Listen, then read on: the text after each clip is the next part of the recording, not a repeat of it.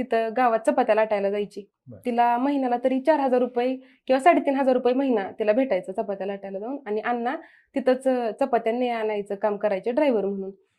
मग ते दोघं जण म्हणजे त्यांना पैसे नसलं किंवा घरात पैसे नसलं ना तरी पण आई अण्णा मला पैसे पाठवायचे दर महिन्याला. गव्हर्नमेंट कॉलेजला एक ऍडमिशन झाल्यामुळे थोडा खर्च कमी होता आमचा, मेसचा खर्च म्हणा किंवा कॉलेजची ऍडमिशन फी असेल, परंतु तेवढं जरी देणं महिन्याला 5,000 रुपये 6,000 रुपये देणं म्हणजे आई तिचा अख्खा पगार महिनाभर काम केलेलं तो मला पाठवायची किंवा अण्णा त्यांच्यातलं कमी पडलेलं असेल तर ते पैसे पाठवायचे. असं करून मला आई अण्णांनी केलंय, इथपर्यंत आणलं.